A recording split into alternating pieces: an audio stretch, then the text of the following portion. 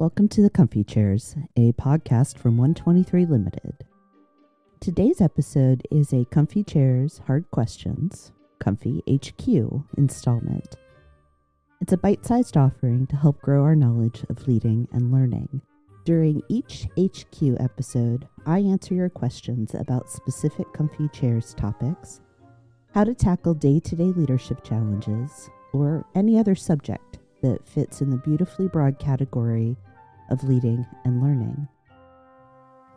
In today's episode, we're not going to talk about questions though, but about answers. What should I do if my team is too dependent on me for answers? If you're starting to notice or feel increasingly weighed down by the fact that your team can't seem to make a move without checking with you first, I want you to pause, take a breath, and prepare for some uncomfortable honesty. Because while it's easy to get frustrated with the people around you, here's the truth. If this is a pattern, it's not about them. It's about you. Now, you're not the first leader to deal with this dynamic, and you certainly won't be the last. And there's good news. It's fixable. But we don't fix things by blaming others. We fix them by understanding our role in the situation and taking steps to shift the culture we've created, often unintentionally. Let's dig into a few of the most common causes of overdependence, and then talk about how you can begin to reset expectations and build a stronger, more self-sufficient team. The first possibility is that you've actually taught them to come to you for everything. Whether consciously or not, you may have created a system where your approval, input, or ideas are always required before anything moves forward. Now, this can happen for lots of reasons. Maybe you like being helpful. Maybe you like being seen as the go-to person. Maybe it's just always been this way and no one questioned it, including you. Here's what I want you to know. Leadership is not about being indispensable. It's about building capability in others. If you're answering every question, you're also taking away their opportunity to grow their own judgment. So look at your patterns and habits. When someone brings a question to you, do you immediately answer? Or do you pause and ask, what are your thoughts? When a decision needs to be made, are you stepping in by default? Or are you encouraging others to weigh in and take action? Resetting this expectation doesn't require a dramatic announcement. It starts in the day-to-day. Begin by making room for your team to step up and give them room to try, fail, learn, and eventually grow. The second option is that you haven't shared enough information. This one's subtle but critical. Your team may be coming to you constantly because they don't have what they need to do the job, to do it with confidence. That doesn't necessarily mean you're being secretive or withholding. It may mean that you've gotten used to having the context they don't. But without that context, they can't make decisions without feeling like they're flying blind. Imagine asking someone to write a report, but they don't know who the audience is or what the objective is. Of course they'll need to ask questions. Of course they'll feel unsure. So the fix here is transparency, clarity over control. Ask yourself, well, what decisions are people asking me about most often? What information do I have that they might not? And where could I be more consistent in sharing context, goals, or reasoning? Don't wait for people to ask you for details. Build a habit of sharing up front. And just as important, let them know that you trust them to take that information and make smart choices. The last possibility I want to discuss is that you've put people in roles they aren't prepared for. It's a tough one. Sometimes people depend on you too much because they actually can't do the job without you. At least not yet. This might mean they're new. It might mean they haven't received the right training. It might mean that the expectations of the role have changed and you haven't fully addressed the gap. Regardless, this isn't a matter of laziness or incompetence. It's a signal that support or development may be needed. So ask, did I clearly define what success in this role looks like? Did this person receive the training they need? Are they using the strengths they were hired for? Are they being asked to stretch into something brand new? If the issue is a mismatch of skills, knowledge, or ability, then the solution isn't to expect more from them. It's to coach, train, and clarify. Support them in getting where they need to go, and in the meantime, adjust your expectations accordingly. To figure out what's really going on, look closely at the types of questions you're getting. What do you want me to do? This could be a sign of unclear expectations. Is it okay if I? You might be dealing with learned dependence. Do we have a policy for this? That's a signal they may need more information. Also, take note of when the questions are happening. Are people checking in before making a move? Or are they looping you in after? Are the same people asking over and over again, or is this widespread across the team? All of these clues can help you start by identifying where to focus your energy. And once you've diagnosed the root causes, you can begin to shift your own behaviors as well as the culture. So model the behavior you want. Ask questions instead of providing answers. Say things like, what options have you considered? Or what's your recommendation? Create permission. Say out loud, you don't need to check with me for every decision. Tell them where they have authority and back them up when they use it. And normalize learning. Celebrate thoughtful risks. Debrief mistakes without blame. Let people know that growth matters more than perfection. And if it feels like things have gone too far, you can even name it. Call a team meeting and say, I've noticed that we've developed a pattern where everything flows through me, and I want to change that. Then work together to redefine roles, decision rights, and communication norms. The move from do they need me to do they trust themselves is one of the biggest transitions a leader can make. It requires courage, not just from your team, but from you. You have to be willing to let go of control, to make space for others, to watch them try and sometimes stumble. But when you do, you're creating something far more powerful than a team that executes your vision. You're building a team that can think, decide, and lead alongside you.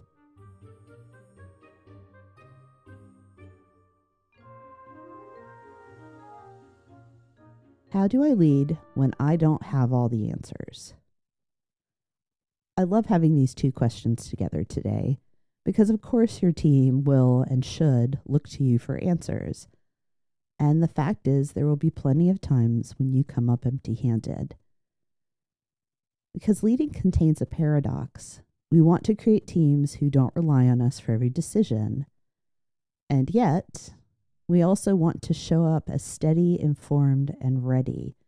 The pressure to know everything can be enormous. But here's the truth.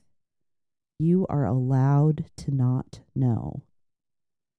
In fact, I'm personally of the opinion that it's awesome when leaders say, I don't know, if they are prepared to take action and change their lack of knowledge. Not knowing can be a powerful, transformative leadership moment if you meet it with humility, curiosity, and the willingness to act. Let's look at some of the situations where a leader might be questioning their ability to lead in the face of not knowing, and what to do if you find yourself facing the same circumstances. You could be a new leader, yesterday's expert and today's novice. This is one of the most common identity crises in leadership. You were promoted because you were good at something, maybe even the best. You had deep knowledge, a go-to reputation, and a track record of knowing your stuff. But now you're in charge, and suddenly you don't feel like the expert anymore. You're responsible for outcomes you're still learning to understand. And worst of all, people still expect you to know everything. If this is where you are, hear this.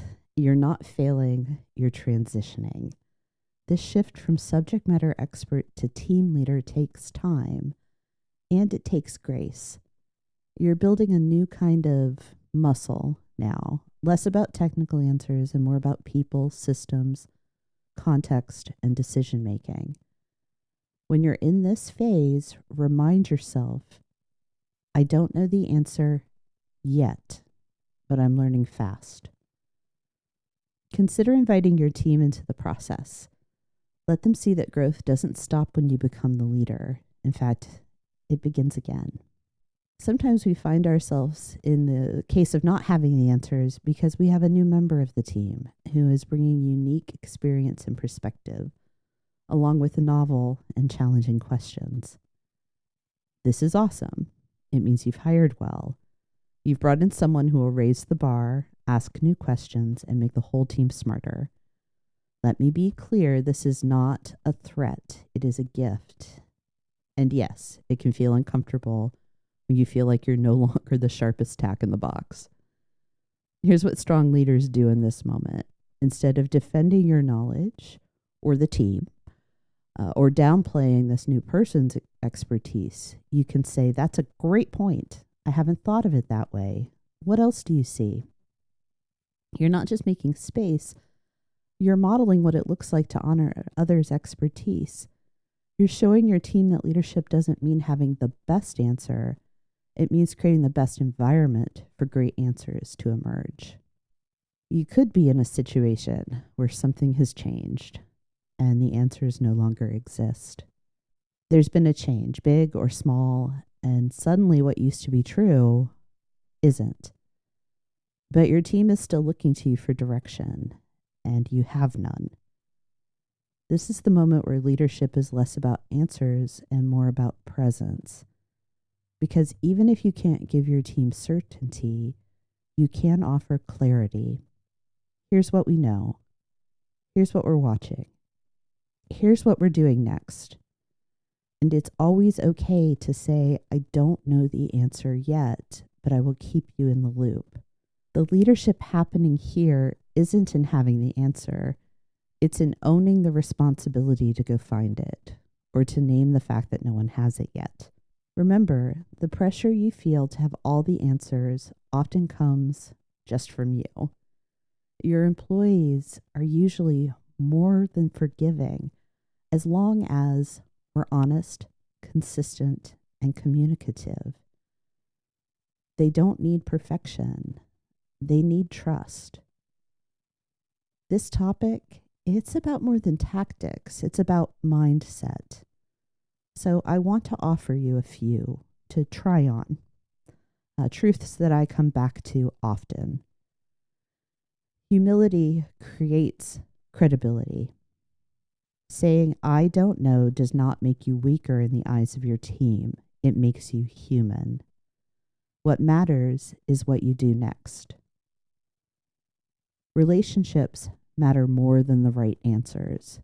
If your team knows that you see them, care about them, and will advocate for them, they'll walk with you through ambiguity. Trust is built in the unknown.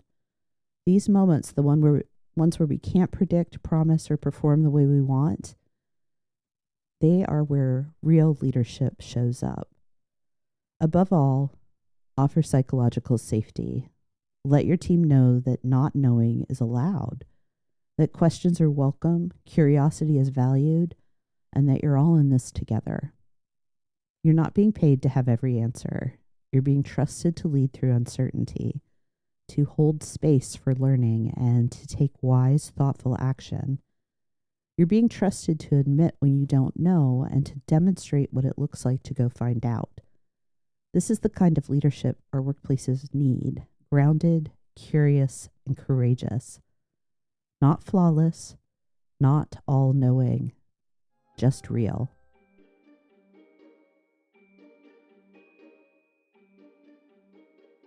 How do I make it safe to ask questions? This is the perfect place for us to close today. Because when your team depends too much on you and when you don't have all the answers, these moments live and breathe in one critical leadership space: psychological safety. That is the shared belief that this is a workplace where people can speak up, ask questions, admit mistakes, and challenge the status quo without fear of humiliation or punishment. If your team doesn't feel safe asking questions, none of the rest will matter. Because without questions, there's no clarity, no learning, no collaboration, no innovation. Questions are the road to everything else. And it's your job to build that safety. It's not on your employees to be brave enough. It is on you to create an environment where bravery isn't required just to speak up. Let's talk about how to do that. Your mindset. Choose curiosity over control. The most important shift you can make as a leader is internal. You have to truly believe deep down that questions are a gift. That being asked something doesn't mean that you're being challenged, undermined, or doubted. It means someone is paying attention, and it means they care about their job. Here's the thing, that's not how it always feels, especially if you're stressed, stretched thin, or feeling unsure yourself. It's easy to interpret questions as a critique. Our brains hear a question and go on alert. Am I being tested? Am I messing something up? Are they questioning my competence? So the work begins before the question is even asked. It begins in your mindset. You have to anchor yourself in gratitude. You have to decide intentionally and repeatedly that questions are welcome, that your job is to make room for inquiry, not to shut it down. When someone asks you a tough question, let your first reaction be, I'm so glad you asked. Even if it stings a little, even if you don't know the answer, especially if you don't. Curiosity beats control every time. Think about your words. Shift your language to invite openness. If you've ever closed a meeting by asking, any questions? And been met with silence, let me assure you, it's not because there are no questions. It's because the question you've asked is itself too easy to dismiss. Any questions implies a binary, yes or no. It carries an undercurrent of finality, as in, we're done here unless someone interrupts. Instead, use language that assumes questions do exist and then make space for them to be asked. Try questions like, what questions do you have? What's unclear so far? I'm sure I've missed something.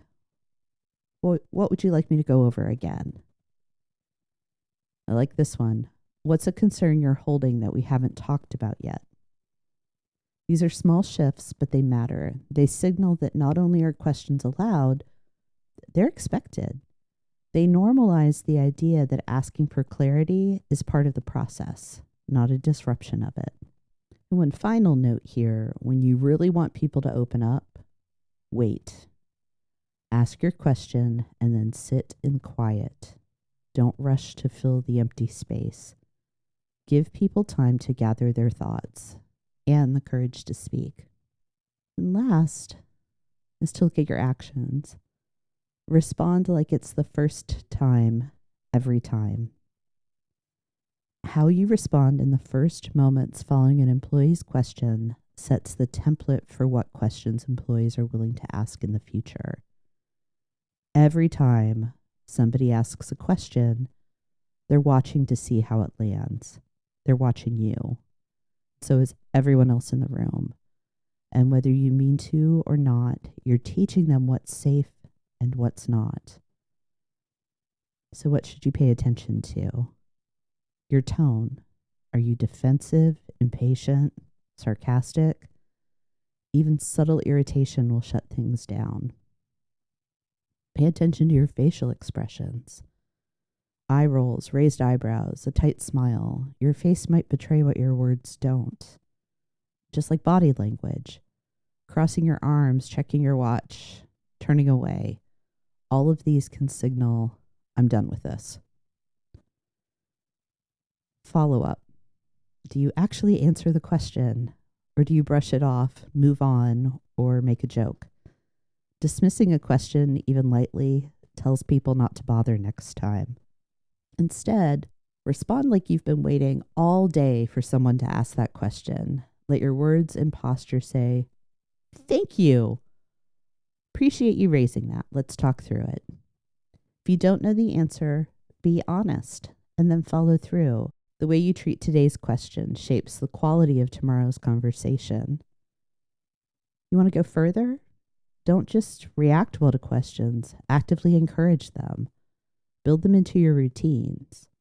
At the end of meetings, assign someone to play chief question asker. And one-on-ones, ask what's something you've been wondering about but haven't felt sure how to ask. Start retrospectives with what questions did we fail to ask during this process. When you normalize inquiry, you build a learning culture where innovation, growth, and engagement can thrive. You want to lead a team that asks good questions, and that means you have to be the kind of leader who welcomes them. This takes intentionality, it takes humility, and it takes patience. Because safety is built slowly over dozens of interactions, moments, and choices. But once it's there, it unlocks everything.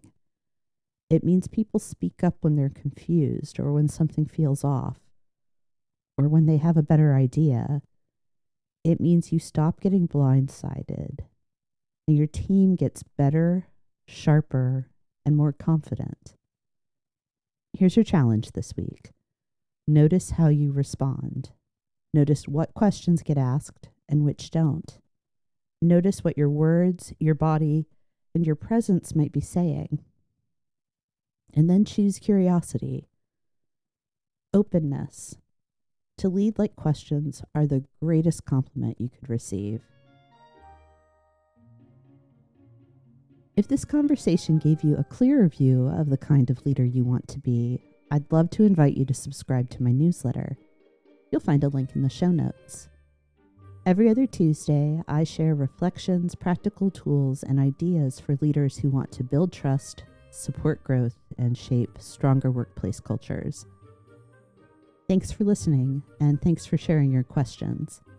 If you have a question for comfyHQ, I'd love to hear it. Just follow the link in the notes, and don't forget, Comfy Chair's Hard Questions drop every other week, right between our deep dive conversations on leading and learning. Next week, I'll be back in the comfy chairs with a conversation about human-centric teams with guest Rachel Anderson. See you then.